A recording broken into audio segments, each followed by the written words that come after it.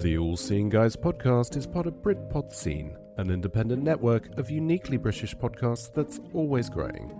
Check out BritpodScene.com or follow Britpod Scene on Twitter to find out. The All Seeing Guys. The All Seeing Guys.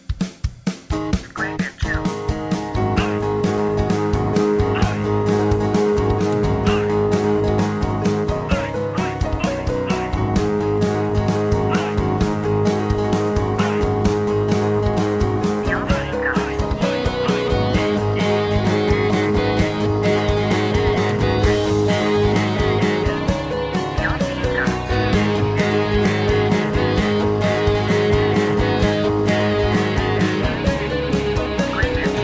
Hello, welcome to episode 143 of the All Seeing Guys with Greg and Joe. I'm Course and Greg, and I'm joined as always by... I've got nothing interesting to say, so Joe Jackson.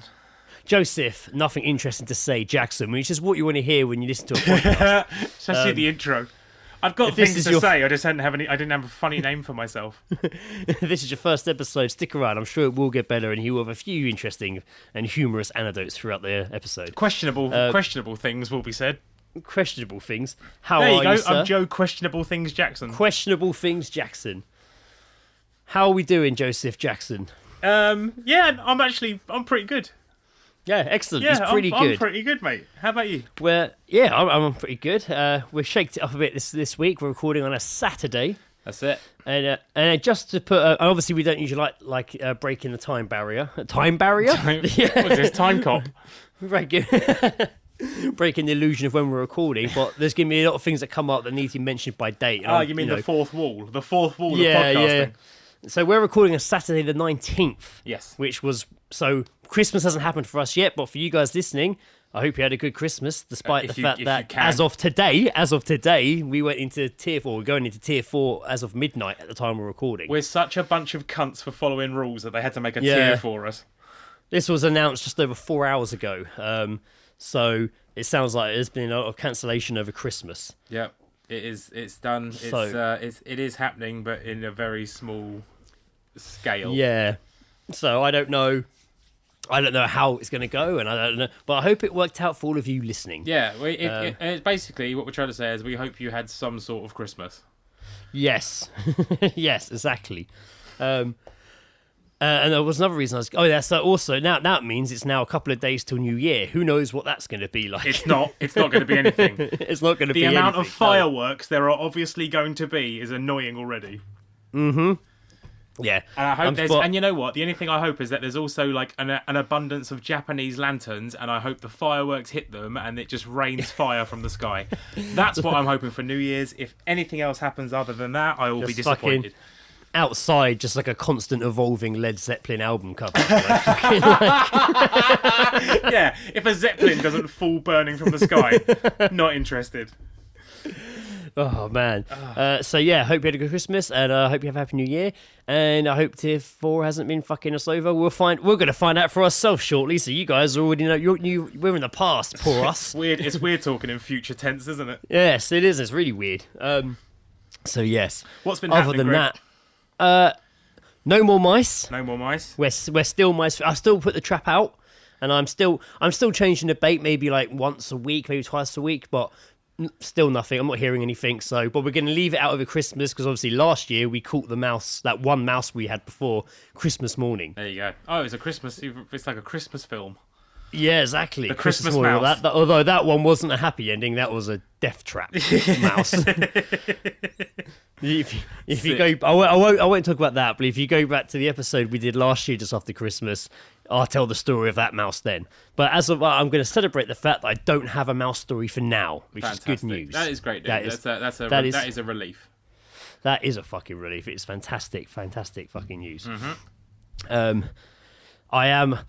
So obviously I'll talk about my Red 5 designs and the Star Wars Kenner book we made. Yes. Documenting all the original Kenner figures. And, I'm not going to explain to you in detail what it is because I've talked about it the last 3 or 4 episodes. If you are interested to find out more about it, you can just watch the streams that he's been appearing on. And, and the Kickstarter. Just go to the Kickstarter and it literally explains everything. Go to the Kickstarter. Yeah, not now because that's pointless.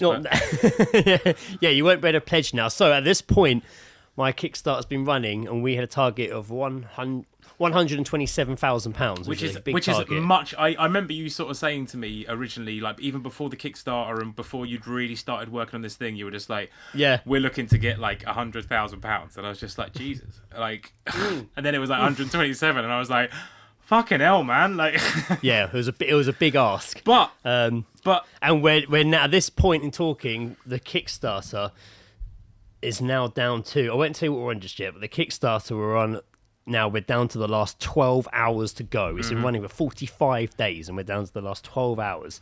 And I can say we have not hit the target yet, so it's very nail-biting. But if you would like to, no, I can't even say that because people aren't going to hear it until after the fucking bollocks. Well, a couple of weeks ago, we were at a point where there was even talking about, starting again, scrapping and starting again. Scaling back. Yeah, because you can't change your target on Kickstarter once it's going. Yeah. So we were even talking about scrapping and starting again with a different target, rethink our strategy a bit. We learned so much during this Kickstarter, things we didn't think about. Well, yeah, things we would have done obviously better. this was like the first time either of you had really done like any kind of sort of organisation like this, right? Kickstarter, yeah, we're trying to raise money like this. Yeah, I've never done it before. And obviously, the first timers, we went in with a big target that got questioned. Man, I saw it. I thought you were trying to build a hospital. I seriously thought, like... Our target got questioned a lot online throughout this entire campaign. And even, right up to now, but you still see people questioning You know it, what? When even again before the Kickstarter and you guys were putting it together and you were kind of sort of promoting yourself as to what was coming, I was so like fucking taken aback by like the slander and bullshit that you fucking put up with. I couldn't believe it, man. Like this is now I realise there needs to be a completely different Star Wars film and it's just a film about the fans. Like that would that would be an interesting film. Yeah, they'd probably still get angry and moan about that though. So yeah, it was definitely been a bit of a roller coaster ride. But a couple of weeks ago, like I said, we were thinking of just scrapping and starting again. And we're like, I can't remember how much we were on now. I'm thinking like 60, 70 grand. It hadn't moved much. There was a day we did nothing. Yeah. There was a day we had like 2 backers. It just wasn't 2 backers. It sounded like Chewbacca then, didn't it? But like it started off really good. Did when you dropped the date and when it went live, it really like boosted really quickly. First 24 hours are always like that for Kickstarter apparently. Sure. So we jumped to like 20 grand in the first day, but then it took a long time. We crawled to like 30. Yeah. And then from 30, we like crawled to like even longer to 40. And it was just like, this is really slow. But then again, what I also realised from like watching like the interviews that you guys have done is that it's very clear that people were like backing it more towards the end. Like, yes. And fair enough. Like, I mean, I personally don't understand the difference from like doing from the start or the middle or the end. But yeah, it could just be when people's payday comes around. So it was also the fact because the target was so high, a lot of people were very hesitant to back it, being like it's a waste of time, they won't do it. So a lot of people were just looking back and seeing what we had done before making up their mind. So we had like So he had like 800 people who'd like started following the Kickstarter, and they all get notified at the last 24 hours. And we had like 900 people on that list waiting to be told for the end of the Kickstarter. Yeah. To then be like, they might make it. Maybe it's worth me backing, or no, they're nowhere near unfollowed. You know, like kind of. So they're like, I'm interested, but let's see what happens in the last 24 hours, sort of thing. And I was putting quite a lot of faith into that 24 hours at the end. Yeah. And then we got to like not even halfway through, like almost, like within the last couple of weeks, and it just started climbing a little bit quicker. Not quick enough, but a little bit quicker. Yeah. And then people started seeing that, and then it started getting a little bit more momentum. Like, you see the fucking graph of it, it's like so long, then it starts going back down, then it's just bang, bang, bang, stairs going up. We go... Because I've been sharing it a bit and stuff, and I'd shared it a couple of times and haven't really written anything, but as it's got closer towards the deadline, I've sort of like upped it and started getting slightly threatening. But also like I texted you yesterday and told you this as well. It was like a spur of the moment thing where I'd seen on Instagram like Kevin Smith crying after he'd watched like the Mandalorian episode, and I was like, he's vulnerable. I'm going to message him. Do you want to? Shall I read you what I read? I wrote to him. Oh yeah, what you wrote, Kevin Smith. Yes. This I ended up deciding to because of obviously with the book and everything, and it is like it's right there. It's right. The finishing line is in sight, and I was like, fucking hell, like Who loves Star Wars more than anyone? Kevin Smith. Johnny, Kevin Smith. So I, in a slightly not sober mode, wrote him this. Hello, Mr. Smith. Hope this message finds you well.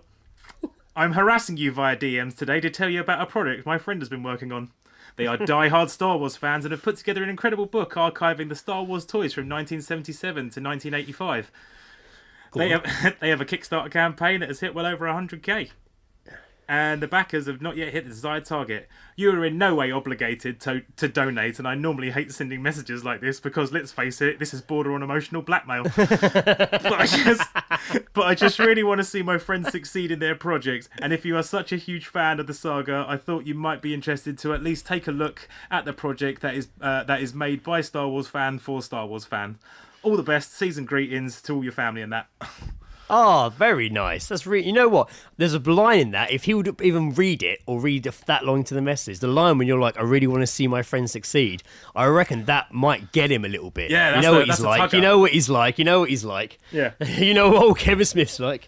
But he probably wouldn't. He probably gets so many DMs. So I tweeted him today. Yeah. I messaged him a while back, but didn't hear anything, obviously.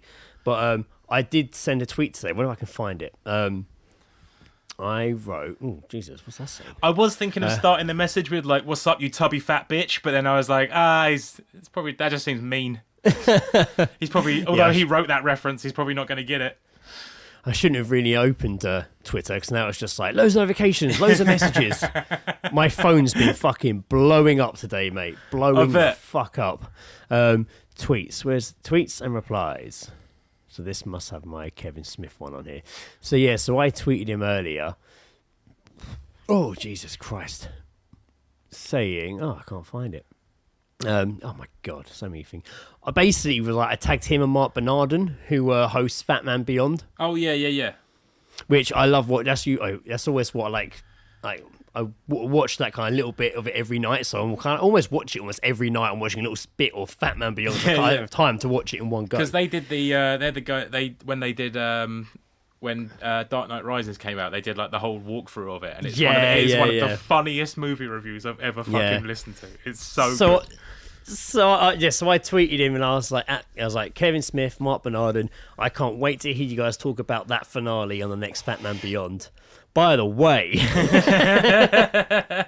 and then was also, we're close to our target. Here's the link. Like, I wasn't even wanting to pledge, even if they just retweeted it. But yeah, that was a big.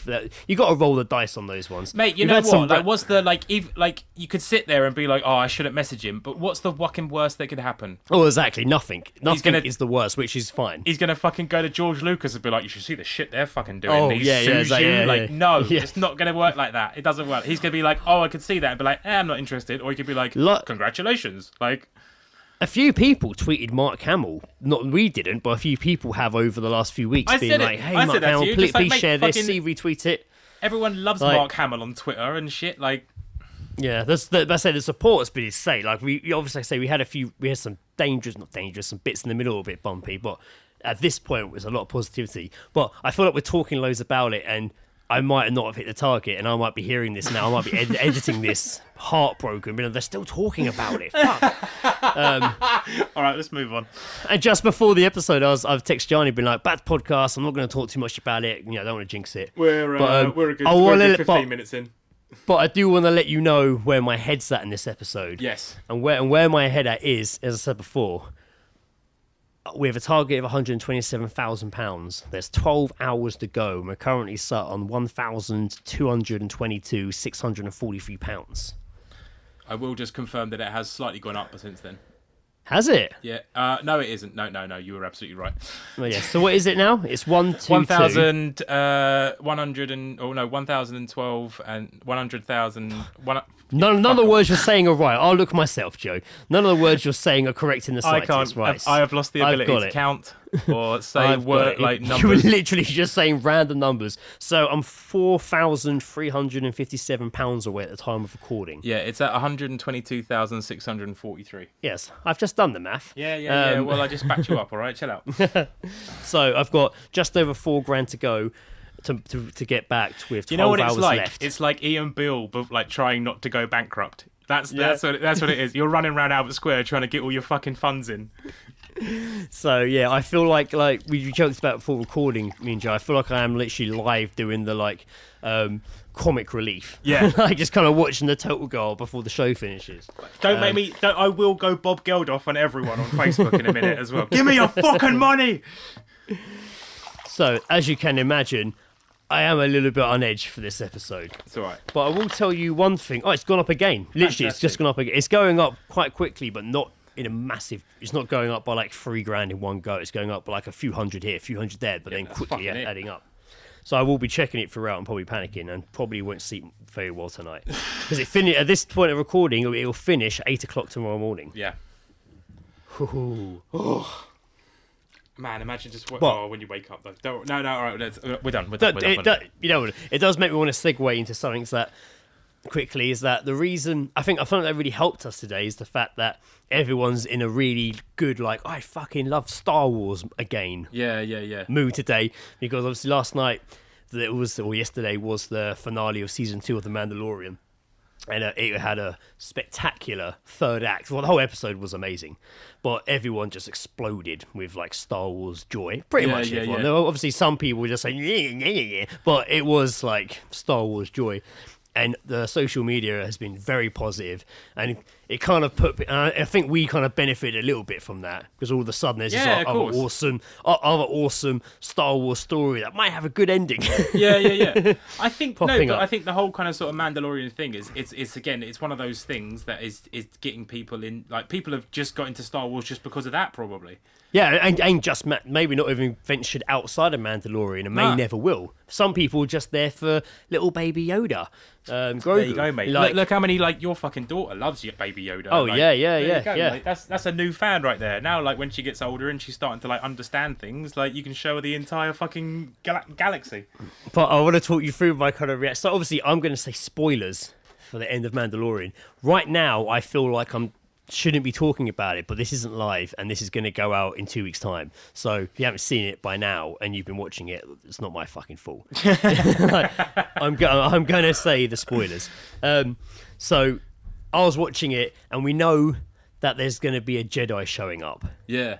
Because they did something with Baby Yoda that that almost amplified his being, his presence. So any remaining Jedi in the galaxy was sent a Jedi. Right.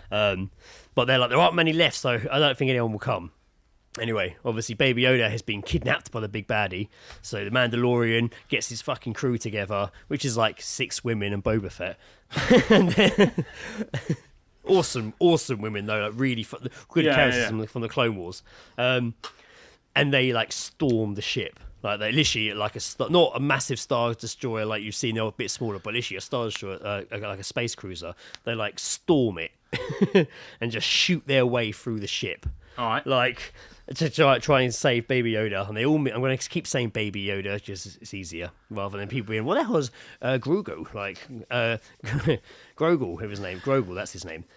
They shoot their way through to the bridge, and then they're locked on the bridge of the ship, and they're all together now, and then they literally have an army of big black robot stormtroopers, Right. Aboard the ship, and they're punching through the door, and they're they're dead. The bad guy's just when they get through that door, everyone in this room is going to be dead apart from me. Let's face it. There's no way around it. There's a fucking massive robot army out there with big fuck off guns. You are not going to last 2 minutes. You're dead. And they're okay. You can tell that in their faces they're we're done. Yeah. This is it. And then as you listen, just for a long time, just the sound of them breaking through the door and then just watching, you just see an X-Wing fly past the back window of the ship. That's fucking cool. And then everyone's just oh my, that's an X-Wing. And someone's what, one X-Wing? Yeah, and then they're just who X-Wing? Identify yourself. And they don't answer. And you see on the CCTV, the grainy, shaky footage, you see the X-Wing land in the ship. Yeah. And they're who is it? And you can't see it. And then they see a cloaked figure walk down a corridor on the camera. And you're what's happening? And then you look at another monitor and you just see this hooded figure with a lightsaber, all grainy footage, just start hitting, blocking fire from 3 of them. And they're it's a Jedi. And then it just cuts to the green lightsaber and his like gloved hand just past the camera, and then it pulls back, and you just see this hooded figure, which is obviously, we're like, is it Luke? Like when the X-wing, it's obviously Qui-Gon Jinn. when the X-wing flew past that window, I literally sat up and was like, I think they're gonna do it. I think they're gonna do it. Like, I kept telling myself they won't do Luke, it's too big. Yeah. Part of me thought I didn't really want them to have it as Luke either. Yeah. Because I was like, let's move away from that storyline. I know this is set just after, 5 or 6 years after Return of the Jedi, but let's move away from the Skywalker saga for now, and let's just stick with this story. Let's bring in another Jedi that we know about. But then when I saw that X-wing, all I thought was, oh God, I hope it's Luke Skywalker. I want it to be Luke so bad. And I saw that hood, I saw the glove, and I saw the lightsaber, and you just see him like you've never seen Luke Skywalker be a Jedi like this, just destroying wave of robots after robot, just working his way through the fucking hallway, dusts off, getting the lift, waits. You don't see his face, you just see the seat, the count, ding, lift opens, fucking does loads of them, fucking crushes them with the Force, fucking makes them fly off, fucking cuts off heads, like really amazing stuff. Yeah. And then obviously then he enters the bridge afterwards, takes his hood down, then it's a digitally de-aged Mark Hamill. Yeah, okay. Just being like, I'm a Jedi, I'm here to take Baby Yoda. R2-D2 comes in, like, it's a very emotional goodbye between Mandalorian and Yoda, like, but then he puts him down, then the R2-D2 comes in, and Baby Yoda walks over to him, and they have a bit of, it's like they're talking to each other. I showed it to Indiana earlier, she loved it. Of course. Lizzie just confessed to me that she actually did cry last night watching it during the emotional goodbye between Mandalorian and Lizzie Baby Yoda. Yeah. Yeah, and basically, they actually did it. They fucking Jon Favreau had the fucking balls to do it. Actually made Luke Skywalker show up in the last 15 minutes of the episode, destroy a fuckload of robots, get Baby Yoda, be like, yeah, cool, see you later, guys. May the Force be with you. R2-D2's here as well, and then fuck off. Nice. And it was, oh my, I've literally watched it over and over again. Yeah. Like on my phone, just like that scene. It's insane. Bit of a random shake up to the episode there. I'm sure if you're listening there, you might have heard that crackling behind my voice. We actually stopped recording, reset everything, and now that noise has gone. So it's behind the magic there. I had to explain it because you heard the crackling. The crackling? I'm not a fucking Sunday lunch. you would have heard the cracking. There was a pork issue in the podcast. Yeah, you would have heard the cracking noise to sound disappear. So we're back now. Anyway, I was just saying to Joe that, I fucking... More fourth wall breaking there. Yeah, basically, I loved that Mandalorian episode. It was amazing, and it put me in a really good Star Wars mood. I've just been watching you and Sam just fucking go back and forth in our group chat. Sam from Open All Powers. Sorry, I just watching you two just go back and forth with it has just been fantastic. It's like watching two kids. Like it's great. It's really it was very exciting. It's fucking wholesome, man. You know what it's fucking wholesome. And Sam always gets to watch it before me. Like for the first it's 8 episodes long, season 2. And I think for the first 4 episodes, he messaged me every week, just be like, have you seen it yet in the morning? I'm like, no, man, I can't watch it till like 8 o'clock. Oh, yeah, you told me last week. You told me last week. He is jonesing to talk to someone about it. Yeah. I like today that he said his wife Samantha's was really smug because she saw it before him. Yeah, and she'd been smug all day, and then he got home and told her that he'd fucking watched it on his lunch break. Yeah, crazy. I literally, I don't know how I avoided spoilers all day, especially when you're promoting a bloody Star Wars book Kickstarter 2 days before it finishes, so you have to be on social media. And everything about it is, every inch of all those socials is Star Wars content, and I managed to avoid spoilers somehow. Whereas, I don't know how, insane. For as big as the finale was as well, it is quite impressive. Towards the end of the day, I was literally I'd hit Twitter, but put my hand over my phone so I could just see the bottom bar of it to see the notification button, and hit that, and then just look at the notifications, and then was closing it again. I was doing a lot of that. So yeah, it was over testing time, but that series 2 was phenomenal. It was so fucking good. That's great. It made me love Star Wars even more. All over again, man. All over it. I want so more of that. And luckily, they're making a lot more series of it. They tease a Boba Fett fucking spin-off at the end. Oh, really? After the credits, you saw Jabba the Hutt's old palace. Oh, no way. Do you remember the guy who Jabba the Hutt who had his name's you won't know his name's Bib Fortuna. Yeah, probably get it wrong, which is bad considering I'm about to release hopefully about to release a fucking Star Wars book. It's not like mate. It's not like he's called Darren. Don't worry about it. Like it was a dude that had like the tentacles around the big bumps in his head and tentacles around his shoulders, and he was like Jabba the Hutt's right hand man. I think I know. Le Jabba no bother. Like magician. He was like sat on a throne all fat, and Boba Fett walks in and like basically he's like, Baba, I thought you were dead. Shoots him, kicks his body out the chair, and then sits on the throne in Jabba's old palace. Oh, fucking nice. Man's come home and taken it. Yeah, so yeah, watch the throne, if you will. Yeah, and they teased a Book of Boba Fett series coming. That's cool. So yeah, it was a good time to be a Star Wars fan yesterday. Yeah, hopefully a good time for me to be a Star Wars fan today and tomorrow morning. That's it. So yeah, enough about Star Wars and my worries for the rest of this evening. How about some geese drops? How about some geese dropping? We hear snippets, though. We heard a conversation heard by you or someone else, or we heard it and talk about it on the episode. There's no context about it. Geese dropping.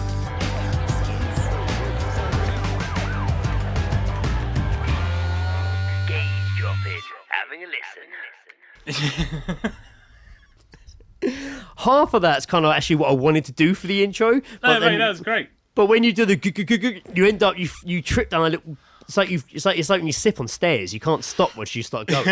Gotta fix that step. And you end up doing fix that step. You're not doing it for like 3 times as long. Yeah. What have you got, Joe? Why don't you kick us off with geese dropping? You said you had a geese drop earlier. I did, mate. Yeah. From all my from now, I'm obviously back to commuting for work. I'm hearing a lot more shit. But also, I found myself now getting more back into like listening to music on my journey. Like, me too, man. Yeah, I did me it too. For the longest time, I wasn't listening to my iPod or anything at all. But then I wiped it clean, put a load of fucking music on it, and like you're so 2010, Joe. I don't give a fuck. I will stick to the iPod until the end of time. I have been using Spotify. You don't have an iPhone, do you? Nah, I don't give a fuck about iPhones. I'm an Android cunt. Yes, we give a fuck about mine. Don't give a fuck, mate. You can stick it up your fucking urethra. I don't care. Ooh, okay. But like, challenge? no, because like I all my music, I don't use Spotify on my phone because it fucking drains my fucking battery and shit. Right. Like I just want my music somewhere else and my fucking contact somewhere else. Like, but I just got more back into music, so this has got nothing to do with geese drop. Why the fuck are you let me go on talking for this long, Greg? I've got a geese drop. Excellent. So yeah, I was on the.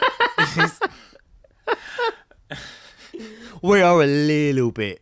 I'm drunk, dude. I'm so drunk. Yeah. Already. We're, it's alright. It's an exciting time. It's an exciting time. We're in a little. I kind of feel like we're teetering on the edge of like party mode, and we're just trying to hold it back a little bit. Yeah. I'm not gonna lie. The other about an hour ago, I was trying to look for the All Seeing Guys party mix that I put on YouTube like years ago when we did our first anniversary.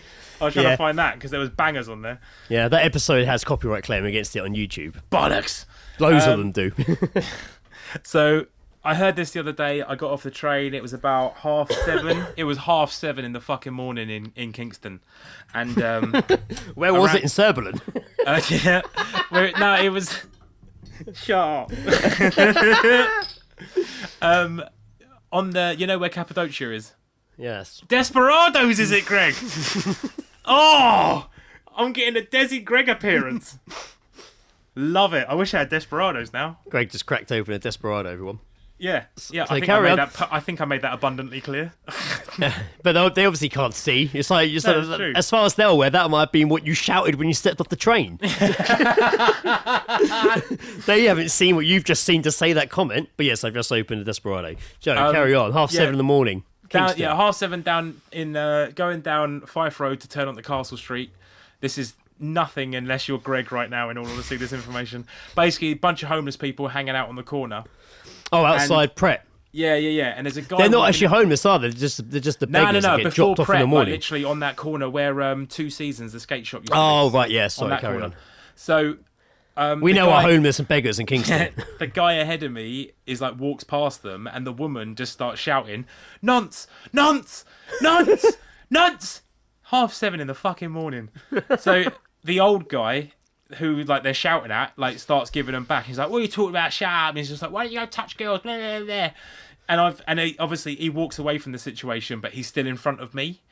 Right. So we get down towards the end of Castle Street near Starbucks. Obviously, massively too far away from like the people that have been shouting at him, and he just turns around and just goes, "Shut up, you ugly thing! What a waste of sperm and embryo!" That's awesome. I was just like, wow. Being called like a waste of being a waste of sperm. All right, fair enough, bit harsh. Being a waste of embryos, so much worse. That's much fucking awesome. worse. Wow. Yeah, I love it when you hear insults you don't hear too often. You hear waste of sperm, but he took it one step further. Yeah, that's it. It's just every now and again, just like an out of the blue insult that you just weren't seeing coming. Just sometimes just completely knocks you off guard.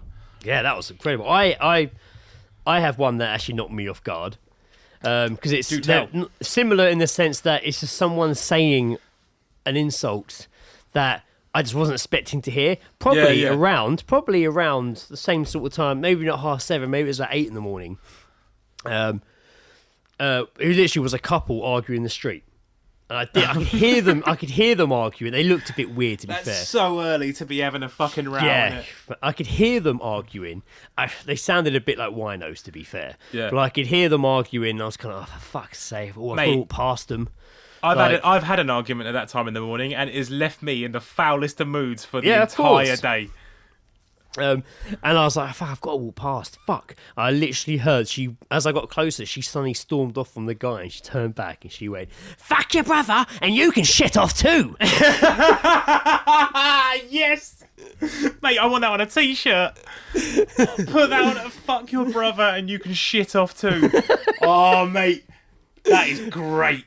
It was the shit off too that got me. Yeah, nah, mate. Shit is not used as a swear word in shitter. Saying shitter when something goes wrong is my favourite fucking. Shitter. But shit off. It's like shit off, mate. It was so good. Fuck your brother, and you can shit off too.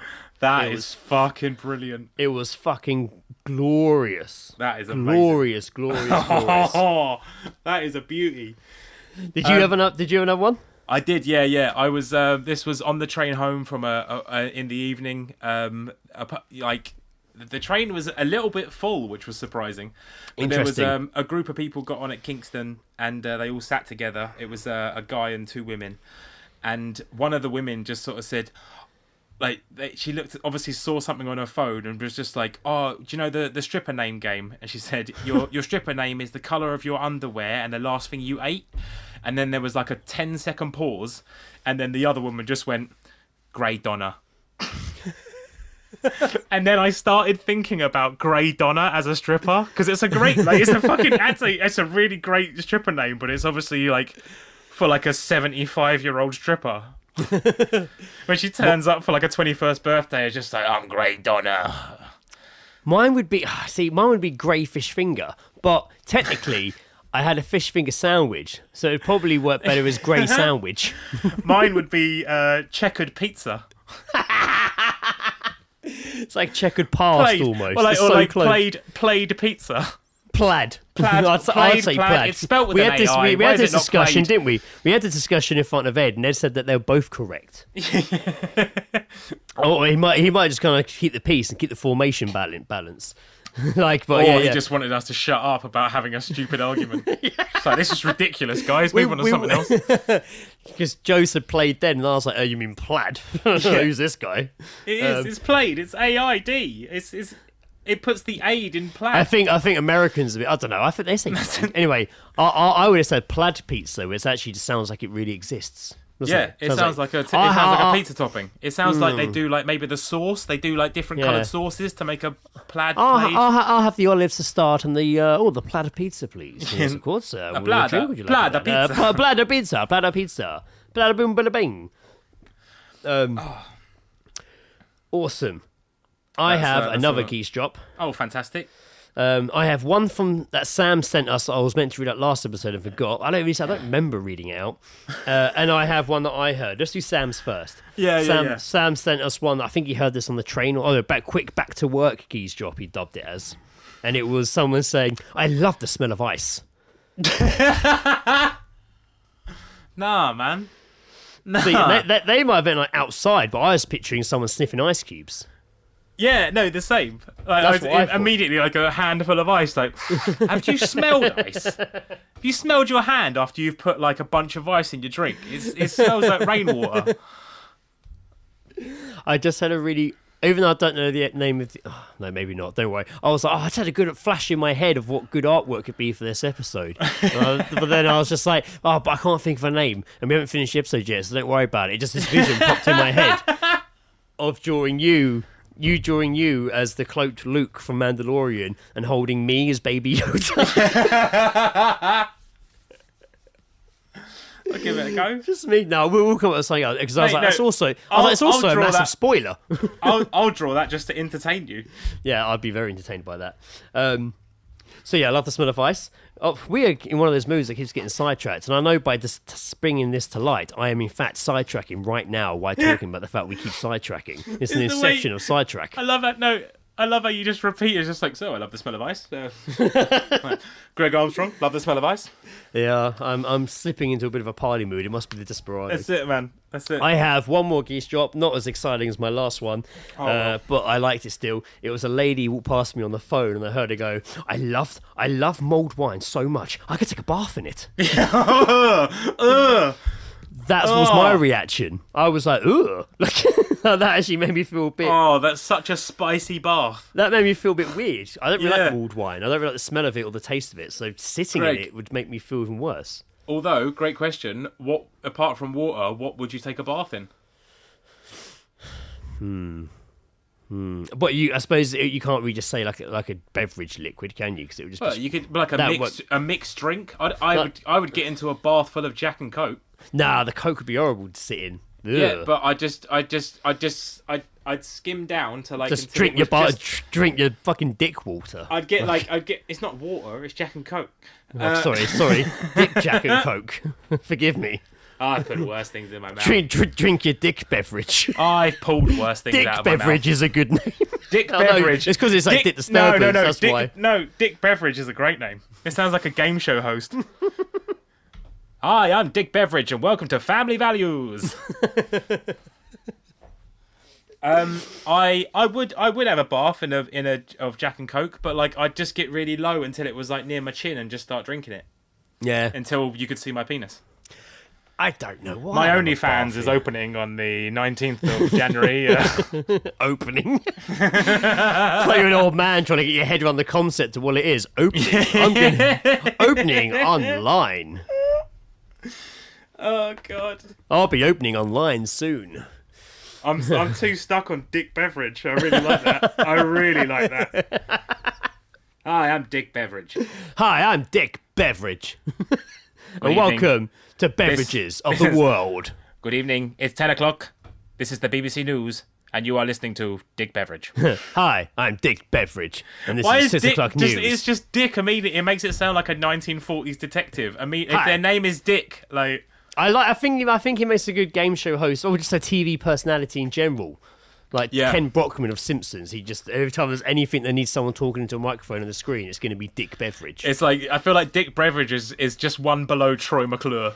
Maybe after we finish the Ritz and Dick radio play, we then just do an entirely different story, nothing to do with it, but we always have the characters' first names, Ritz and Dick, but different surnames. So the next time it'll be Dick Beverage and Ritz Jaffa. Pieces. Ritz Pieces. Ritz Jaffa. Like Ritz Jaffa. Ritz Toblerone. Like fucking... All I'm gonna do now tonight for after we finish recording is just think of really great names that are Dick and then an interesting surname. Any word that follows Dick sounds like a great name. Dick Kettle. I'm literally saying things I look at. Dick Kettle. Dick Breakfast. Dick Bucket. I'm Dick Pillows. I'm Dick Bucket and welcome to DIY SOS. This house is fucked. Oh god, it's probably for the best that we're not sat in front of each other right now because we would be just going mental. It's going to be basically this episode's going to turn into like 45 minutes of us just saying "dick" followed by Dick one followed random by word. things that I look at. Dick Oven. Like I'm Dick Library. Dick Library.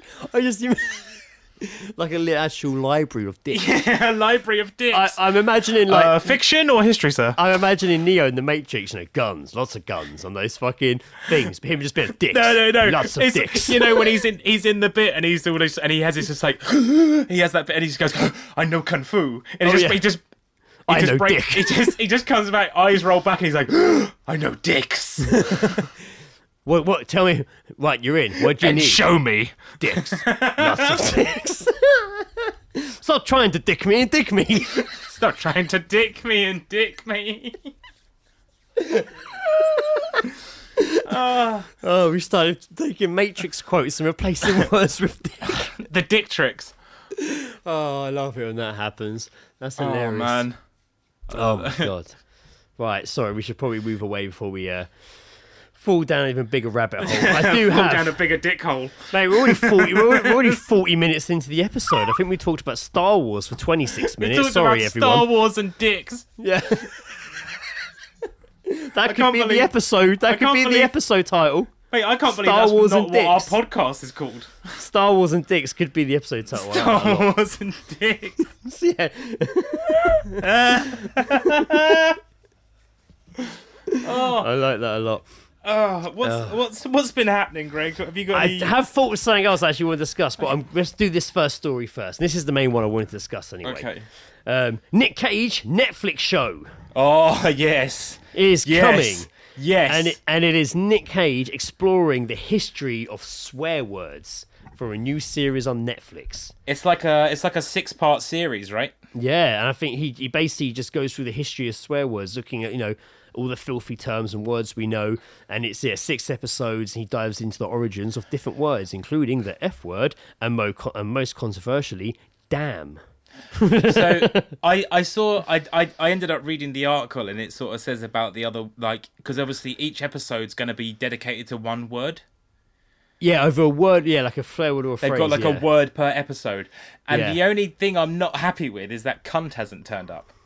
You probably won't do it. I can't imagine they would. Yeah, I feel like if they do a season 2, they're going to have to do the word cunt. Yeah, maybe. But did you watch the actual trailer? The actual little video they it's put brilliant. out? He looked great, didn't he? He looks great. He absolutely looks great. But, obviously, he's got that fucking. I mean, obviously he's dyed Netflix his hair beard. and makeup going on, but. Yeah. I mean, but There's a lot of the hair dye last few involved times in that. I'd seen him out and about, or pictures I saw on paper, he always looked a lot bigger, like not fat, but he was bigger and just older and more run down. He looked great in this video. He looks good in a suit, man. He does look good in a suit. He looks very good. He's doing all right. And I think, you know what, the way I see it, there is no one I would prefer more to tell me about the history of swearing apart from maybe Joe Pesci. I completely agree. I'm well on board with this. I feel like the only other person that could have done this is Joe Pesci. If I was told that we were going to get a Netflix Nic Cage series, I would never ever would have guessed this would be what it was. Nah, because you'd be trying to think like a story, wouldn't you? Yeah, but yeah. Instead, it's like a documentary series about swearing. Yeah, I think it's great. I think the history of it, like where it comes from, like where it originates from, that's fucking brilliant. It's going to be really interesting. There's going to be a lot of Shakespeare. I feel like Shakespeare's going to turn up a lot. It's probably this is probably birthed in the wake of the whole World According to Jeff Goldblum that's on Disney Plus. Jeff Goldblum's got his own show where he, one episode he goes and talks to sneakerheads about why they collect shoes. One episode he goes and talks to people about tattoos and why they get tattoos. It's just him going around learning about things. Yeah. It's kind of like in the wake of that, they've just been like, oh, we should do something like that. It's funny because let's get Nic Cage and talk about swearing. Because Tyler the Creator did something similar where he was on Vice. Was it on Vice he did that? Yeah, it was on Vice, and it was him learning about how things that he was interested in. Yes. Learning about how they were sort of formed and made, and literally goes to the factories, and it's that's fucking interesting. Imagine being able to give an opportunity to say you can have a TV show what you're going to make it about. Just things that I'm interested in and how they become a thing. That's fucking brilliant. That is brilliant. Yeah, it's really cool. The on Netflix. There's the season about the history of toys. Yeah. That's fucking toys great. that made us. Yeah. That's the Star Wars Kenner episode is very good. Yeah, I bet. Speaking of update, no. So I did over to Graham Norton with a total update. So I saw a clip of Graham Norton the other day, like an actual newer episode. It popped up on YouTube. and I hadn't seen it since he wasn't just doing it over screens. I hadn't seen people in the studio. It's sad about the sofa, man. I know they can't have it, but it's like him, like 4 guests, and they're all sat mega far apart on the stage. It's almost like too far. I know they have to do it, but that's the one thing though that I like about the Graham Norton show, that it takes away the randoms chat show, on the couch. The chat show element, which is I'm behind a desk, therefore I'm interviewing you. Yeah, and he's passing them drinks and stuff. Away. Like there is not like a single talk show apart from maybe unfortunately Ellen, where there's a desk. There's like you take away the desk and it becomes more relaxed. You get more of a you get more of the real person. You know what I mean? Like it's not like they're being fucking interrogated by the police or like they're there for a job interview. And I don't understand why more people don't do that. Yeah, well, they can't now, unfortunately. No, obviously not now, but like in take away that like the chat show format. Jonathan Ross tried it when he went to ITV. He tried it a little bit. He got the sofa and stuff, but fortunately he kind of got sidelined for. But it's like Graham Norton. Yeah, of course. But like look at like I mean how fucking David Letterman did like obviously the David Letterman show for years and years and years, and then when he retired, he got a Netflix series chatting with like some people, and it was just 2 fucking like single seaters in front of each other. Yeah. That's it. That's all you need. Yeah, that's all you need. That's the element. That's what makes the guest more fucking human. Yeah, exactly. Yeah, because you're actually just having fun with each other rather than just being like, yes, I'm here to promote my new book. Exactly. So yeah, anyway, sidetracked then talking about Graham Norton and why we like the show. But yeah, moving on from Nic Cage's Netflix series, can't wait to see it. I think it's out later next year. I cannot wait. Something I did want to talk about, and I don't want to talk about it for ages, I'm sure it's boring for listeners, but we have mentioned it in a recent episode and talked about it at some length, because I want to talk about Cyberpunk 2077. Yes. So we've been talking about this game. I've been waiting years for this game. I've talked to Joe a lot about it on the podcast, and Joe's been like, "Yeah, okay, yeah." But the thing is, like, so you'd mentioned it before. I was just like, "Yeah, cool, whatever." And then, like, obviously the advertisement started because I'm such a fucking sheep, and I fucking just like as soon as it's put in front of me, I was like, "Oh, that looks kind of cool." And then, like, I saw that you could just fucking do everything to fucking change your character, and for some reason that absolutely draws me into a game. If I can personalize the character I'm playing, I'm buying that fucking game. But it wasn't until like maybe the 2 weeks before the release that I was just like, I think I'm gonna get this game. Yeah. But it has, as you said, it's been what, like 10 years in the making? Like 6-8 years, I think. I first saw stuff about it, so I've been following it for years. And then Joe got into it 2 weeks before it came out. He had a short wait. But you got into it. You were just watching videos on YouTube, weren't you? Because I remember you messaged to be just like, are you guys going to get this game? So I saw the trailers and I was like, that looks fucking cool. And then I started to check out like on YouTube like those things to expect from sort of like series. Yeah. And I was just like, damn, this looks fucking cool. Then I started seeing memes about dicks. Yep. And I was like, okay. To explain that is basically the creator character thing is so in depth. It's so in depth that you can change facial structures, but you can also change yourself anatomically.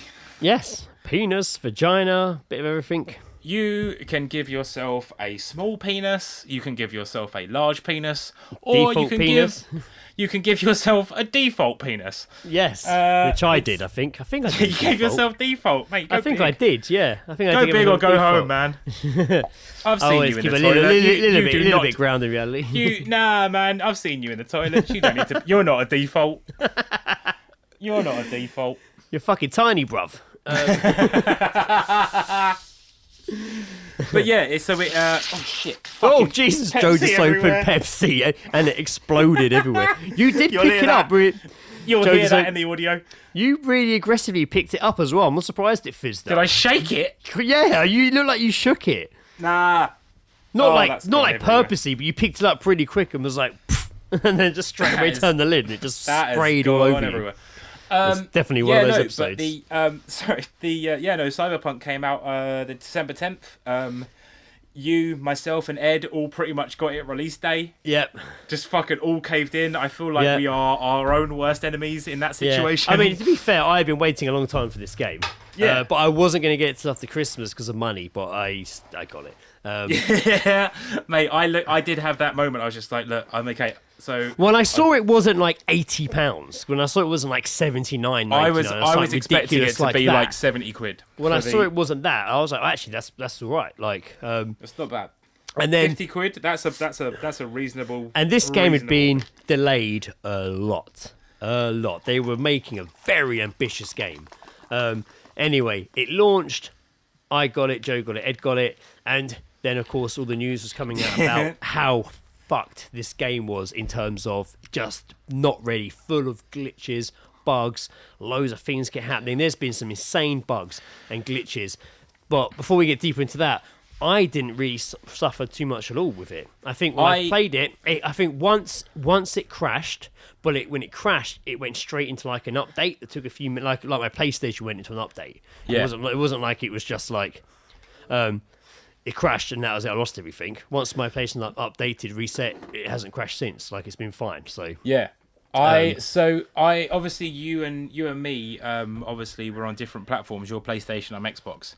That's right. And we fight about it daily. He's Android and Xbox, and I'm PlayStation and iPhone. We're so different got that? people.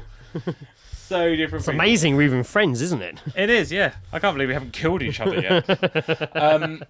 So I can honestly say that I have had absolutely minimal issues with this fucking game. Like, yeah, likewise. I saw all this shit online. Like, as soon as I bought it, I saw shit online saying this fucking game is wrecked. Like, this game is not ready. And I have not had those fucking issues. I have, again, like you, I had one particular moment where it crashed, and it has crashed a couple of times. Right, interesting. But I've had that with other games. I've had that with so many fucking games. And it is, I have had no fucking problems. It is absolutely fucking sick. Like, I've had a couple of rendering issues, but they are corrected within seconds. Mm-hmm. Everything moves and fucking goes so fucking slick. I have had no issues, and I don't see why everyone is being such a fucking pussy about this game. Because there are actually massive issues in this game. We're just very fortunate it hasn't affected us.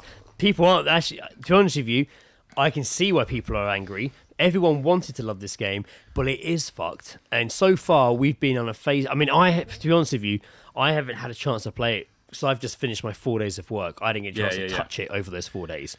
I'll probably play it most evenings now. I'm off for 4 days before I work over Christmas. Yeah. But I've only got about 10 hours of gameplay under my belt on this thing.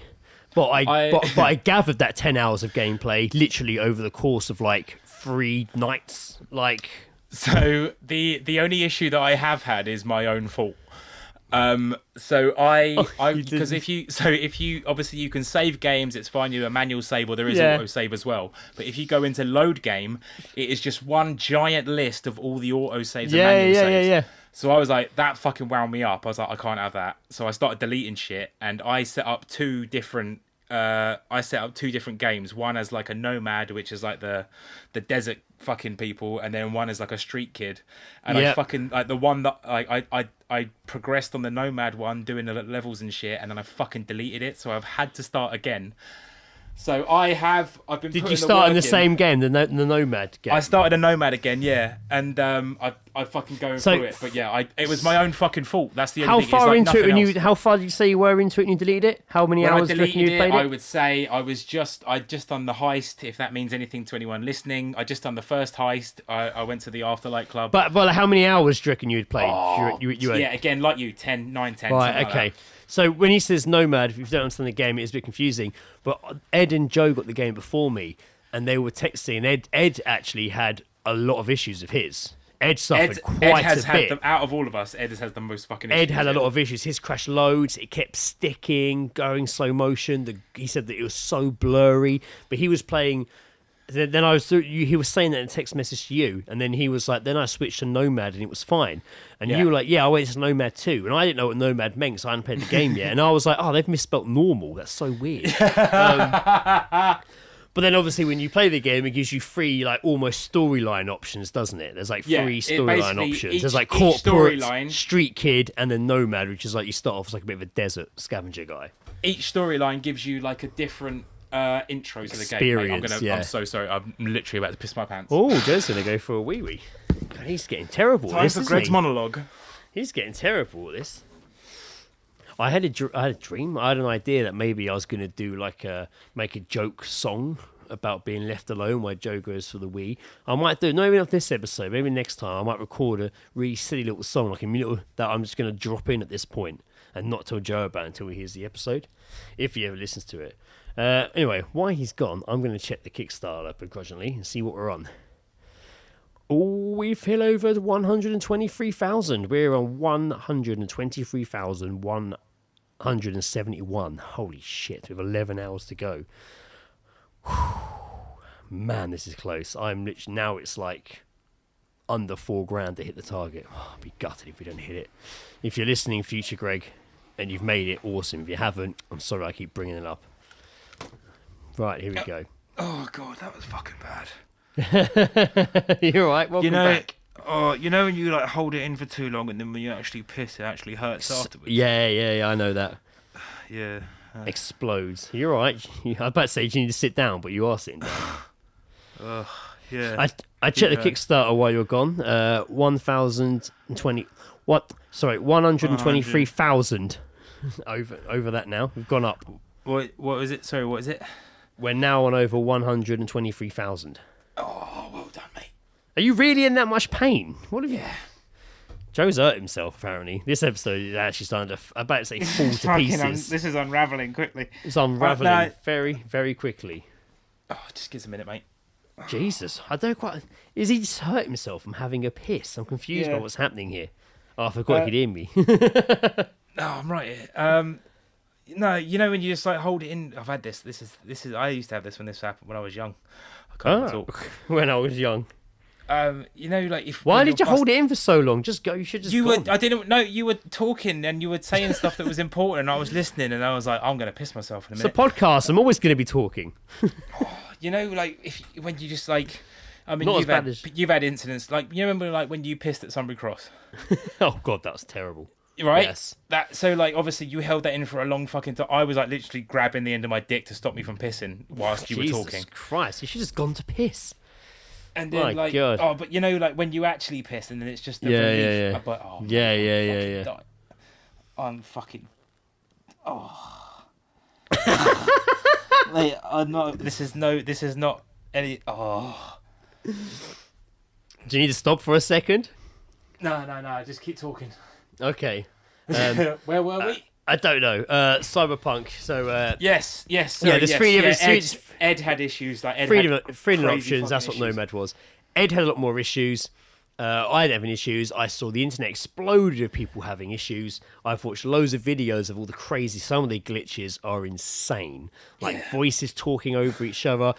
My brother sent me a compilation of the glitches, and there's literally like a guy on a motorbike just flying through the sky, and then another guy just stood on the ground, walking down the street, and a car just spinning in the air, like, just crashing down. So this gives me a good insight into what is considered a glitch, because so obviously you said about characters talking over each other. I have experienced that, but it's not something that ruins the game for me. No, I agree. I'm not too bothered by that. But obviously, fucking cars flying through the air, that's ridiculous. Yeah. But clearly I have noticed things that are glitches, but it hasn't affected or caused me to not enjoy playing the game. Yeah. But there has today been a huge update, and I think that is to hopefully resolve some of the issues. So it should be a bit more fun. Was there a big update? There was when I turned on my Xbox about fucking 2 hours ago. Yeah, there was Cyberpunk was updating. Wow, interesting. So Cyberpunk then, because of all these issues, and a lot of people got really angry with the company that made it, which was what's the name of the company? Red something, isn't it? CD Projekt SA. Don't know why I thought. Yeah. Got very angry because people were getting so pissed off they spent this money and they waited all this time, and it was just messing up way worse than me and John. A lot of worse things happened. Dick kept falling out, which is weird, wasn't it? These dicks kept falling out. Dicks could be seen through the jeans. At one point, I thought mine was fucked because I was playing the game for hours, and I looked down on my character, looked down and saw my dick, and I was like, "Oh wait, I'm naked." I love that. I love that you spent like 9 hours just being nude. I thought it was a glitch, but then I realised I actually just hadn't got dressed after my character had a shower. I just didn't really think about it. I just left the building. I couldn't figure. And I remember going to the rail in the game and picking all the clothes and thinking, "Oh, I'm wearing them now." But all I'd done was put them in like my backpack or whatever. I put them in like my like. When I went to check my menu, they were there, and I just had to equip my outfit. Then I was clothed, so I just walked around naked for hours. Have you had sex with a prostitute yet? No, I haven't. I haven't seen. I've been around strippers and stuff, but I don't think I've really had a. It hasn't presented the opportunity to happen yet. What about in the game? Of course. Yeah. I had sex with a female and a male prostitute. Go on, son. Just out of curiosity. Go on, son. It was alright. But in a shocking change, this rarely ever happens. Sony have pulled the game from the PlayStation Store. They've literally pulled it, and they're offering refunds on it. This is the first time I've seen like anything like that happen in the game. So Ed got a refund. It made sense for him. He was having a lot of issues, and I think he's got the Assassin's Creed game. I think he's going to get Valhalla, which I think he'll enjoy a lot more because he loves that period, doesn't he? Fucking Vikings and stuff. Like I think he'll fucking. I know he's a big fan of the Assassin's Creed series as well. Yeah, whereas I got a bit bored of them many games back. But imagine, so obviously the company. When I just tried to look up who made the game. The newest headline I just saw today was Cyberpunk game maker faces hostile staff after failed launch. I mean, they've been working on this. Can you imagine you worked on this game all this time, all this 8 years, 6 to 8 years, and it gets to launch day, and it just within weeks it's pulled, refunds dished out, absolute failure, like absolute failure. I heard it's quite heartbreaking. Like it really is. It is. It's fucked up, man. Yeah. Especially like it's so weird as well because like I'm fucking enjoying it. I'm really enjoying this game. Yeah, I am too. At the same time, like I heard pre-orders for the game prior to a release date hit 8 million. Yeah. 8 million, dude. Like not like dollars, like people. Yeah, it's crazy, isn't it? It's fucking insane, man. But you know what? I mean, it is a damn shame. It's a damn shame that it hasn't worked out because it had so much fucking hype for it, and it's because it's so. I mean, I have an issue with like people that do reviews on games, cinema, and fucking music anyway, because it's like you can't just take someone's opinion and make it your own. Like make your own fucking choice, man. Yeah. Like that's why I'm not watching all these videos on YouTube about people slating it and stuff because I've not got the issues they're fucking having. I'm enjoying this shit. Yeah, I'm really enjoying it too. Yeah. I am scared something is going to go wrong just because you know what's happened. Sure. I am a bit on edge that it's suddenly just going to. Or I'm worried it's going to just kill my PlayStation. I did see. Ed told me that. He said like some people are saying like it's fucking wrecked my entire PlayStation. Yeah. That's why. But before it was announced that it was going to be funded, Lewis is like, I'm just scared this will be the game that's going to kill my PlayStation. A couple of times, especially late at night, my PlayStation has suddenly gone. While playing it like really, really loud. Yeah. I need to give it another Hoover inside.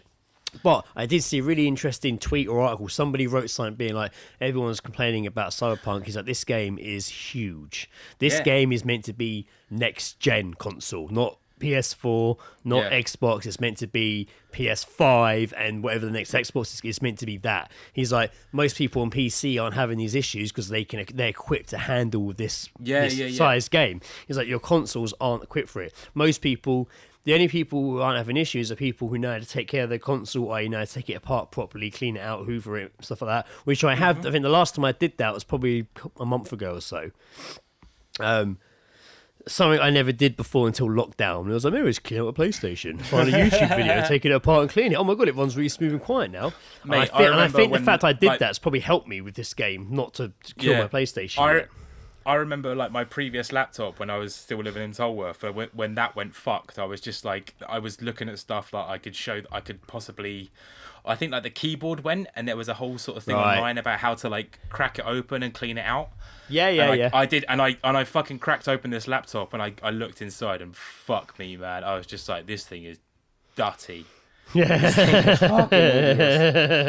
like I was there just like fucking cleaning it out, and I was like, this is awful. And I need to do the same. I need to clean out my fucking Xbox as well, but that's I'll fucking figure that out another time.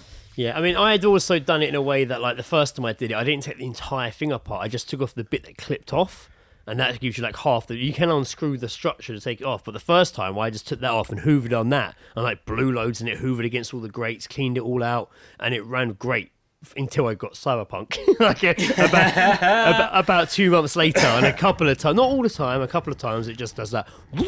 But it also made that noise when I played Star Wars Squadrons as well. Yeah, occasionally it would just go. I've not. I can honestly say that I've not played a game like this. Like it is really good. It's so fucking. There is so much to do that it is. You as I said, it says like it quotes like 100 hours of like gaming time, and I can fucking see that, man. Like it is so. I've been quite consistent with the story. I think I actually at the moment I've saved it a bit of a random side mission that I just ran. The first one I've done. And I've died. I keep dying. I'm a sucker for a side mission, man. Well, if they're lined up, I'm gonna do them before I progress. I'm like boring one too much. I'm on one of the first ones I've done is I had to like save some Chinese dude, I think, and I've gone in. Oh yeah, were you in like the motel or something? Yeah, and I've got to carry him out, and loads of people trying to kill me, and I've got to carry this dude to get to this car, and I've got to put him in the boot of the car and drive away.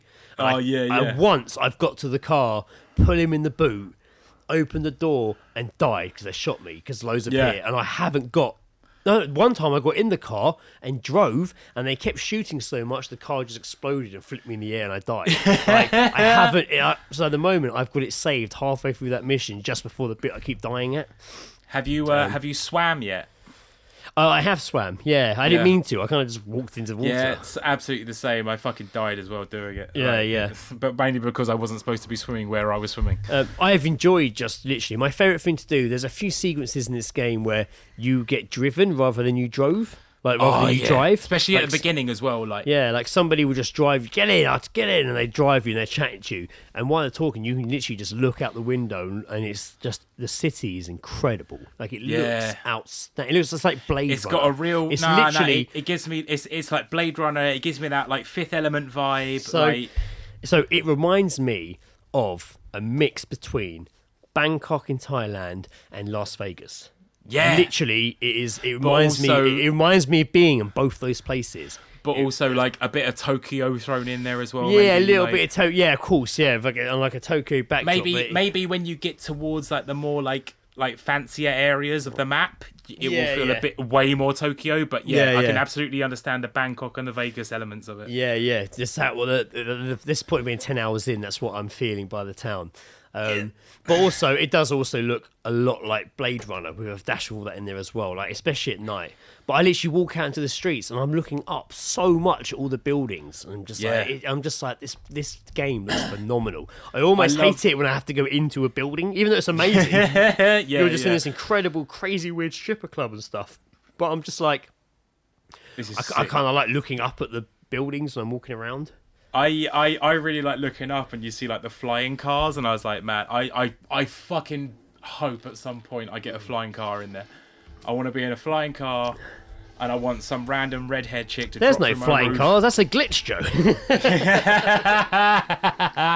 But nah, man. What the hell was that noise just then? What was that massive noise? Yeah, no, I pressed Cyberpunk. Yeah, sorry. Right, gee, I thought like a train. I sounds like a train. I know there was a train near you, but I don't hear it when we're recording. I was giving our podcast some ambient background music. What do you want? I had just an idea for the episode title being Star Wars and Dicks. You could draw us as cyberpunk characters, just holding lightsabers, and I can pixelate our dicks out as if they're hanging. You can have them. You can draw like a little skin patch, like our penises are hanging out the front of our trousers, and I just pixelate over it. But and it'll be Star Wars and Dicks.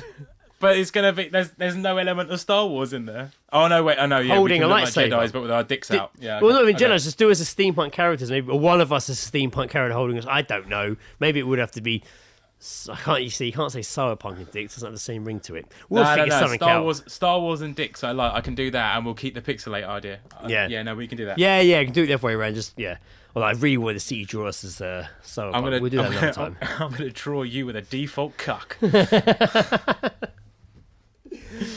So yeah, just to elaborate. So far we've had no issues with the game, and we both seem to really be enjoying Loving it. Loving it. The only thing I would say to anyone who hasn't got it is don't fucking listen to people on the internet, and just make your own fucking mind up.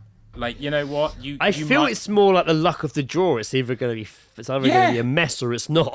Like, this isn't what we want to hear. You're either going to have like the absolute best time of your life, or you're going to have to buy another PlayStation. It's fucking awesome. Yeah, it's a good review. I mean, it's a bad review, but it summarises it. I'm looking forward to playing it this evening. That'll keep my mind busy rather than keep looking at Kickstarter every 2 minutes, which has now gone up to £1,223, £306. Fucking A, dude. Fucking A. Anyway, I'll be playing that tonight. I'm looking forward to it. It's usually like I don't get to play it till late, so I don't want to just sit there and play it every night while Lizzie wants. It's not fair on Lizzie, so we watch stuff. But then when it gets to about 11 o'clock, at the moment we're watching Kim's Convenience. Do you know that show? No. He's no. It's the Korean family.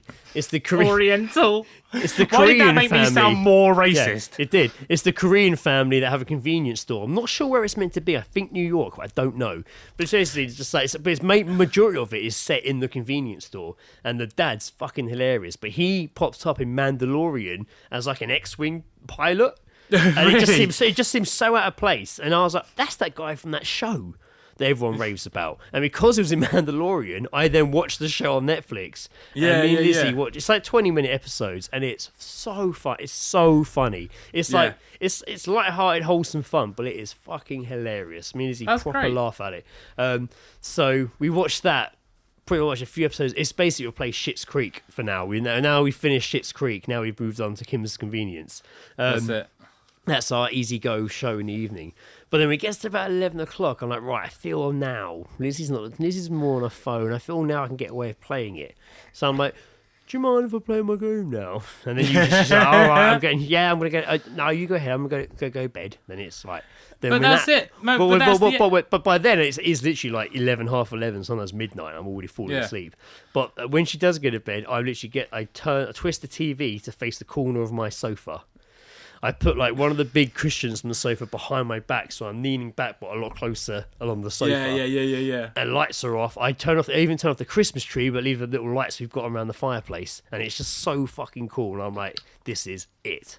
Yeah. Let's fucking get immersed in this fucking crazy ass fucking world someone built. Man, that's like marriage, though, isn't it? Like that is it's. It is marriage. You can like have your time. Like she's gonna go to bed. I'm gonna stay up for a little bit.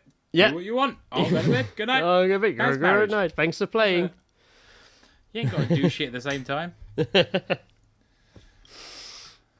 Yeah. So yeah, that's sorry, I was having a swig of my drink. Cyberpunk, we enjoyed it. Yeah, exactly. We are enjoying it. We'll keep you updated. I did debate when the refund thing offered. I was like, God, should I just return it? What happens if I don't? And it died. What if I regret not doing this? But then I'm like, I'm just enjoying it too much, and I've not enjoyed a game like this. I did like Star Wars Squadrons, but I didn't really dive into the online stuff. I just really liked doing the missions and the campaigns. It was just a good fun and easy to play. But like, it's been a while. Probably Last of Us Part 2 since like I've played a game quite deep as this, you know. I know Last of Us Part 2 wasn't that long ago, but prior to that, I hadn't been as in depth in a game for ages, just replaying bits of old ones. But I've never been so immersed and so amazed by how a game looks and feels. So I don't really want to give it up just yet. I want to just keep playing. Yeah, I'm starting to like. I am getting into it. I can't see myself getting any kind of refund.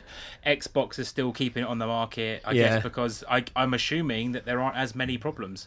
I've heard people say that for some reason the PlayStation is getting more because it's like the older fucking thing, and then obviously they've probably got a version of it that is fantastic on the brand new format of console. But if I generally like this is it, man. Like, I'm This is definitely it. not. I'm not getting another game for a long fucking time. Yeah. And this is good. I'm enjoying it. Fucking A. Yeah, me too. Yeah, me, Mary. Well, Happy New Year.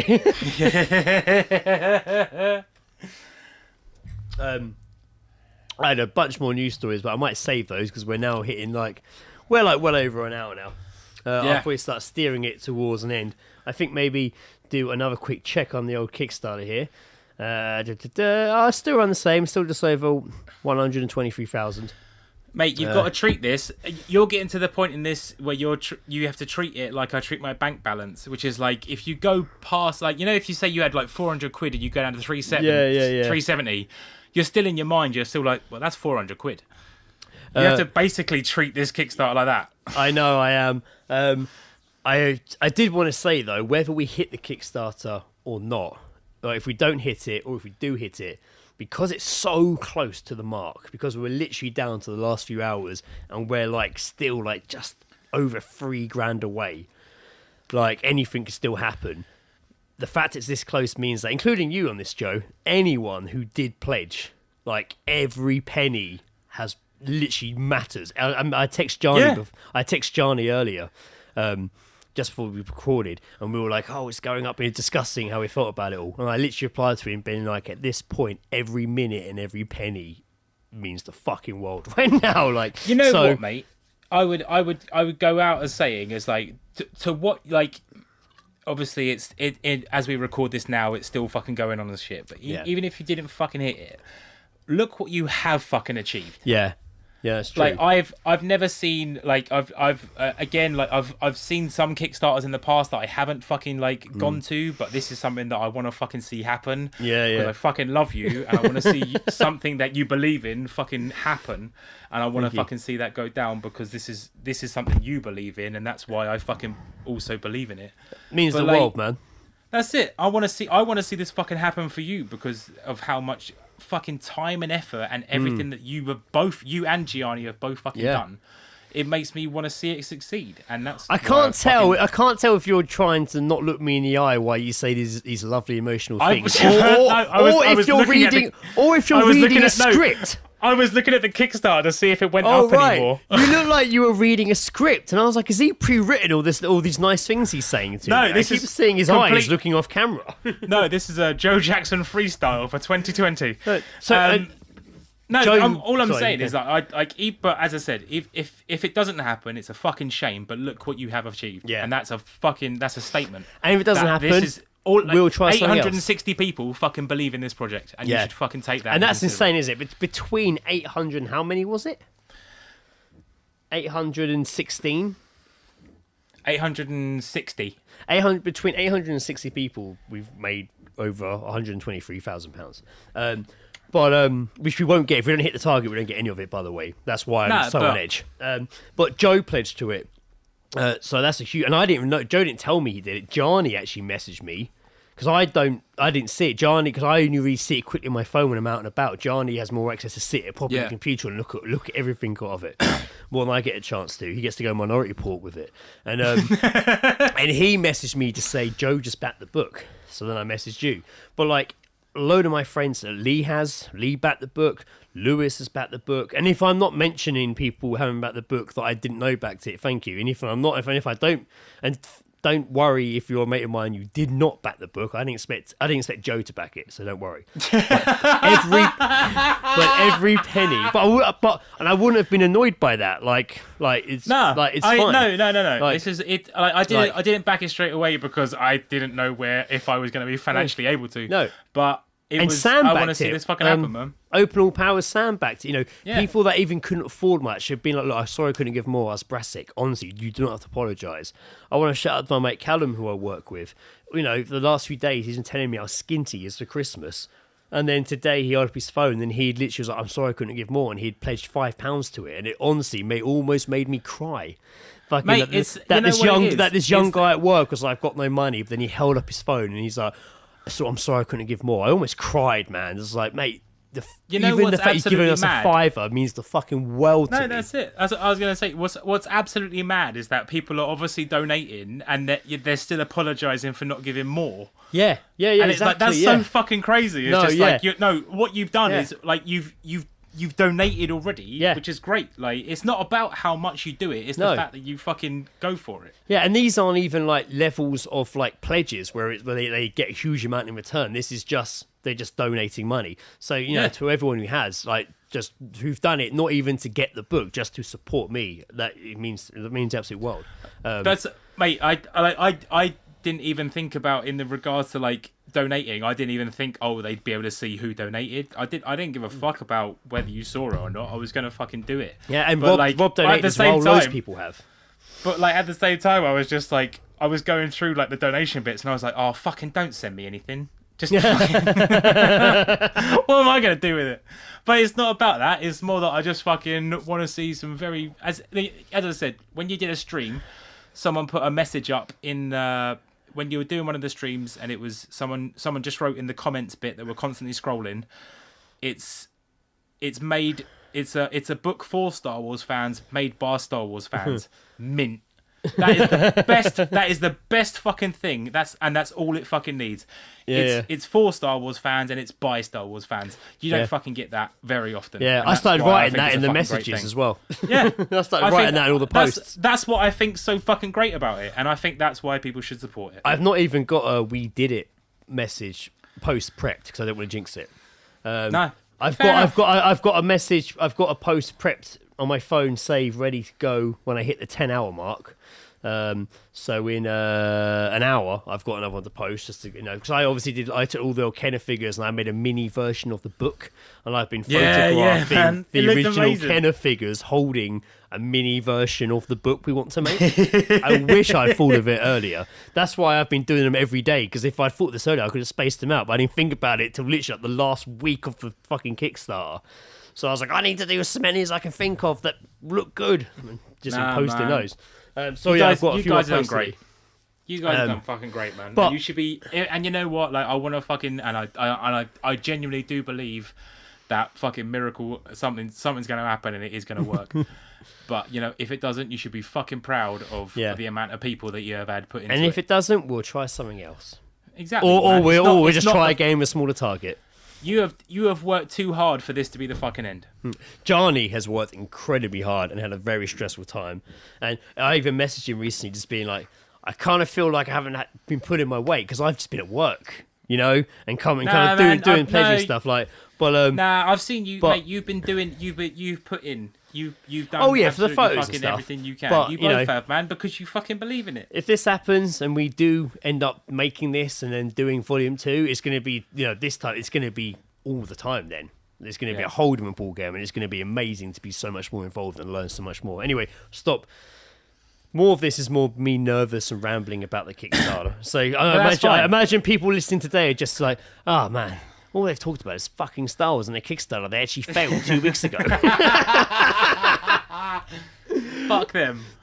Fuck those people. If that's what they're sitting there thinking, you can fuck off. I don't want you listening to my fucking podcast. And the good news is there's so much stuff we didn't hit on. I've pretty much got the next episode already prepped on my phone. Everyone, I hope you had an okay Christmas one more time, and I hope you guys have a good New Year, no matter what it is. I think Zoom's going to be happy because Zoom, when they announced the vaccines, didn't Zoom shares or like profits drop massively? I think Zoom's about to fucking come back and steal Christmas. Yeah. I think Zoom's about to do very fucking well. They've put out actual now done well. Zoom is Hans Gruber's brother gaining revenge. So I believe we're going with the episode title Star Wars and Dicks, and I look forward to seeing what the artwork's going to be. For everyone, thanks for fucking listening. Hopefully next episode we'll have some exciting news, but either way, fucking take care of yourselves and it's been stay a fantastic night of blowing off steam. Stay safe. I have been Greg. It's the first time I've not had anything in mind to say. This is Joe. I'm pretty sure I've got a bladder infection, Jackson. And I've been Greg Dick Beveridge Armstrong. Oh, you motherfucker! I gave you the opportunity, man. I know, fucking left it wide open for you. Bladder I'm infection. dying, Jesus, no wonder he's such a hit with the ladies. No, I'm not. I feel like Tom Hanks in fucking Green Mile. Oh my god, it's like pissing razor blades. I feel like I'm pissing in my fucking garden and screaming. Jackson. Can you leave the light on? I'm afraid of the dicks. What did you do to me? You sounded more like Forrest Gump then. What are you doing, Jonah? Oh. It's a southern accent. What do you want? Thanks for listening. Goodbye. Toodles. This is a news flash. We interrupt the end of your podcast for this quick update. We interrupt the end of your podcast for another mini podcast. Stand by. Beep, beep, beep. Welcome back. You think you just finished the episode? Well, you haven't. You've almost finished it, but not just yet. Dick Beveridge here. Dick Beveridge here with an urgent update. Obviously, we've interrupted this podcast, bringing you a bit of a little update here. It is now, what are we recording yesterday? Yesterday was the 19th, today's Sunday the 20th. Yeah. So it's the next day since we just recorded the podcast you listened to. But we were recording that podcast, as we constantly talked about, in the last few hours of my Kickstarter to get the Star Wars book made. Now, the Kickstarter is over. So it kind of made sense to quickly give you a brief update on how it went. Considering you just instead of listened to us waiting talk about for it 2 for an hour. weeks after everyone actually knows what's happened. I mean, I'm sure you would have all seen it on social media anyway. Like if you follow me or whatever, you would have definitely seen it. But yeah, I think what time was it? We had 9 hours left to go. So it must have been about 11 o'clock. Yeah, about that. So yeah, probably only about an hour or so after we finished podcasting. Then an hour and a half after we finished podcasting. It really wasn't that much. Yeah, it was pretty quick. Basically, we hit the fucking Kickstarter. And boy, did you! And then some. We hit it. So we did 127 grand at about about 11 o'clock. That came out of nowhere, man. As well, like yeah. We shot up from like 24 to like 27. Yeah. So because we were like, because only one backer did it. It only went up by one backer, but shot up by like quite a large amount. Yeah. And I was like, how did that happen? Turned out it was a very generous gift / you got this guy's gift from Johnny's dad. No way. Yeah, as I found out this morning. That's fucking cool. Yeah. That's really so that cool, was man. really nice. So yeah, so that day when I woke up yesterday morning, as you heard from the previous episode, we were on like £110,000, which is still a huge amount. 110, 112, something like that. and then by 11 o'clock that night we'd hit £127,000, and we still had 9 hours left of the Kickstarter to go. Fucking great, man. I pretty much was like, I stayed up, I snoozed here and there. I woke up on the sofa and probably got up and went to bed about 6:30, 7 this morning. And then got back up at 8. I wasn't in bed very long. And we ended up, the Kickstarter, finishing on a whopping amount of £142,973. Effectively, £143,000. £16K over the target. Fucking A, man. That is such good news. Blown. Insane. And it's been phenomenal. Like today, I was a bit in shock by it. I sat there, I couldn't really concentrate, so I was watching Star Wars New Hope for like the last few hours of it. This might help. I was like, this will help me. And it did. When I put a picture of me, I put a picture of my TV up saying, I'm watching this for luck. Yeah. Like, the post just went nuts. Everyone was like, he's watching the Star Wars. The book's about Star Wars. I must quickly invest. Handsomely. It's like it was almost like on TV shows where they say the name of the film or the show.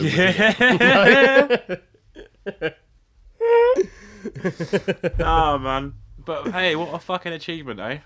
Insane, and it just kept going, and it was mind blowing, and it was a shock this morning just to see how much we had jumped up. Yeah. So it's finished. That means the book is happening. It means I will no longer be a COVID tester as of the end of next week, or by the time you hear this podcast.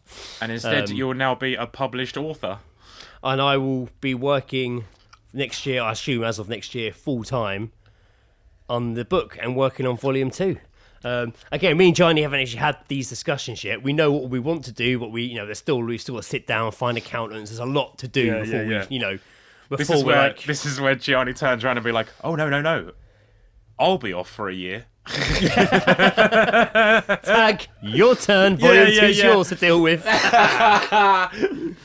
So there's going to be a lot of things to kind of get our head round and figure out. But we've done it is the main part. It's happening. It exists. It's going to be existing. Me and Gianni are going to be doing this next year as our job. That's hopefully, great, nothing goes wrong.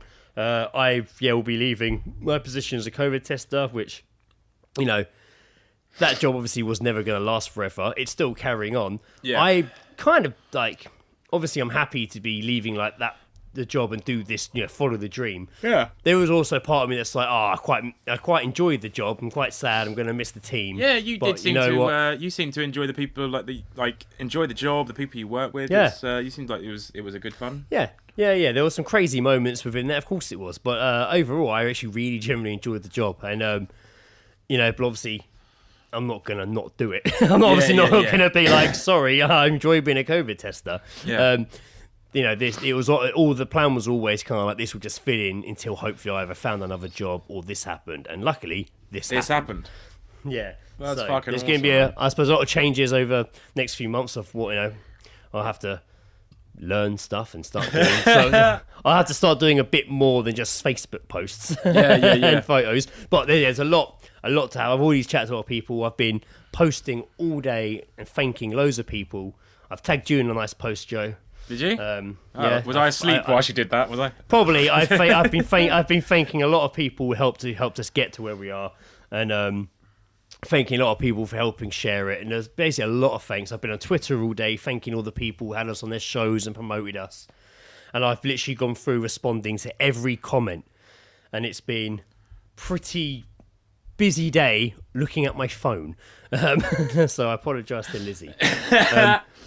There was one thing I kind of wanted to like, a really nice comment that a friend of mine actually made, not on Facebook, he messaged me, and he was saying about when we kind of hit the target, annoyingly I've got to try and find it, 'cause it would have been last night he was saying it, but it was, where is it when we get there? So funny, I'm looking through the messages and I can see me like messaging people being like, I've done it, like it was great because I clocked it. I was like, I was like checking it after we'd recorded and stuff like that, and I was like, when that had happened, as you said, it was about 3 or 4 grand away, and then I checked it and it was like 129, and I was like, oh shit,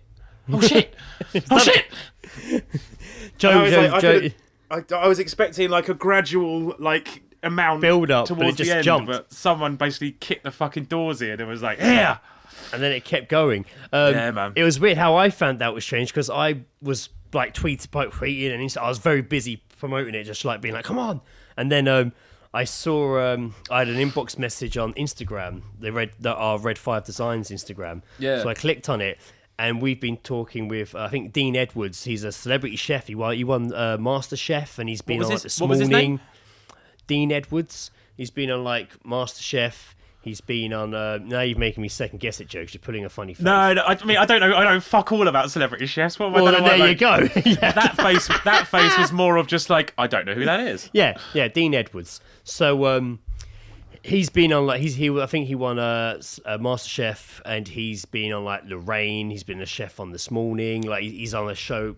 He's always on TV doing cooking. He's been quite a fan of the book, and he's backed it, and he's been sharing it.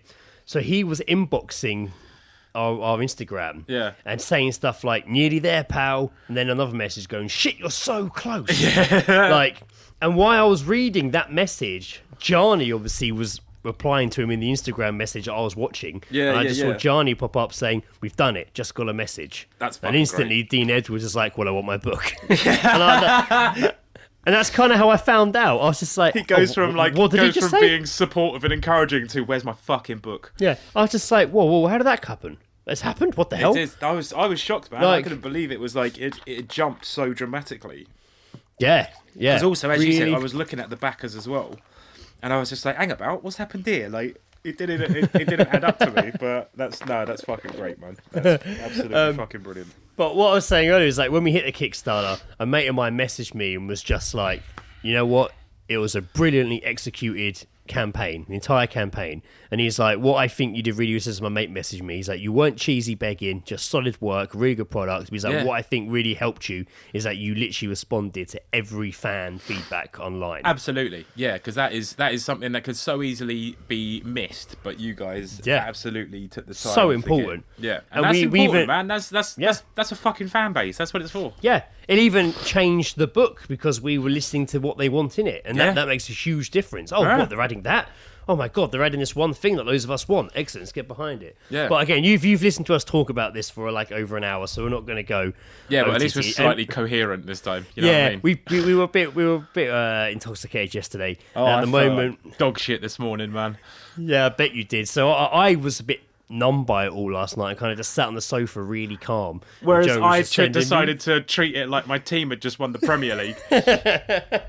Joe was just sending me like audio messages of him screaming or him dancing to music in the garden and just getting on it. Just getting on it. Oh, and I just sat there really calmly watching Star Wars like, yes, I've done it, okay.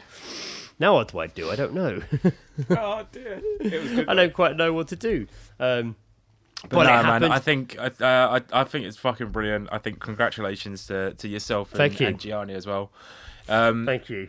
It's fantastic. What a fucking, after such a shitty year, what a great fucking thing to happen. Yeah, it's a good ending. Yeah, it's really a good ending.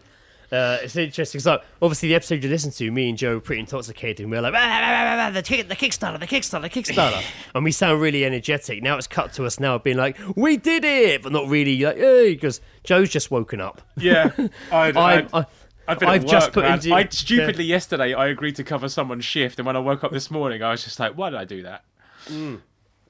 I've just put Jan to bed and been up all day, so I'm also just like, myself now. Yeah. So now we're just tired and feeling it. But Joe did make a point of, it made sense to jump on here and quickly do a we did it end for that episode, rather than wait like however long it is till we get to talk about it again. Yeah, man.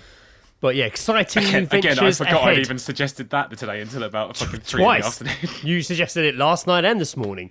Did I do it this morning as well? I swear, or maybe not this morning, this afternoon, you messaged again asking, didn't you? Oh, yeah, that's because that's when I'd remembered.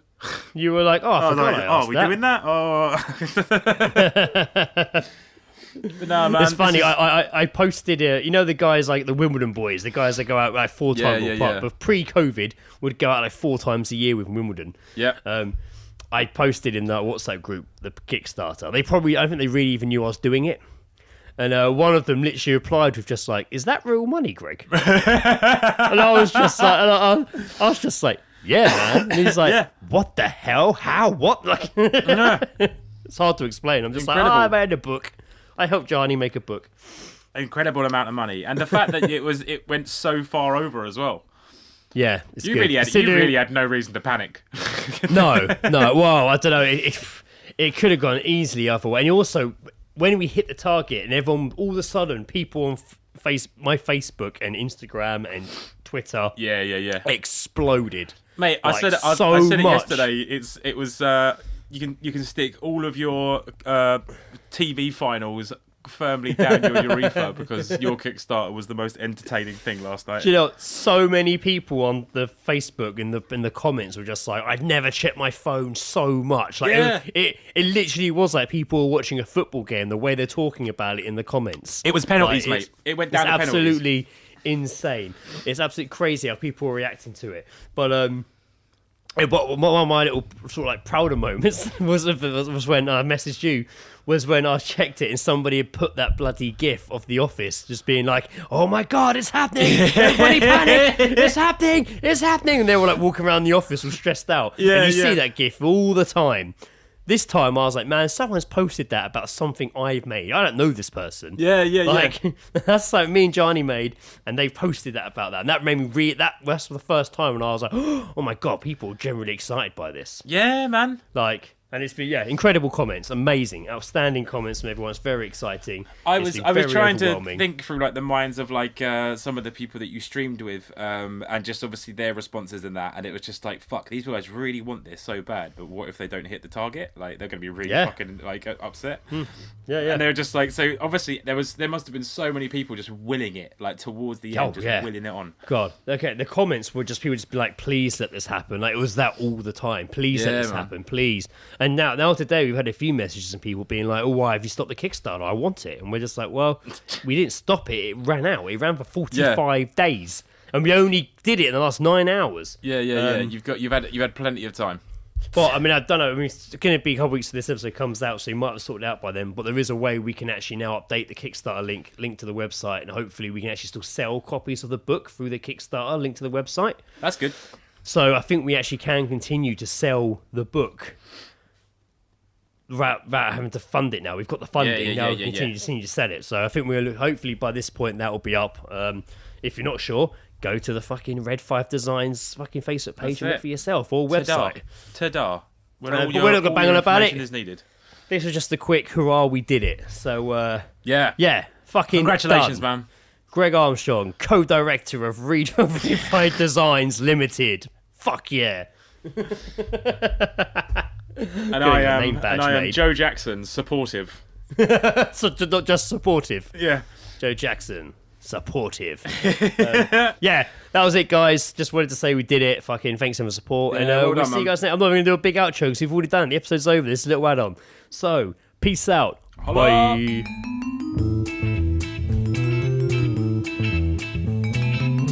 The All Seeing Guys podcast is part of Podnose, the UK's leading independent entertainment podcasting network. For episode archives of the All Seeing Guys and all of the shows on the network, visit us at www.podnose.com. You can also follow us on Twitter via @podnose or send us an email via admin@podnose.com.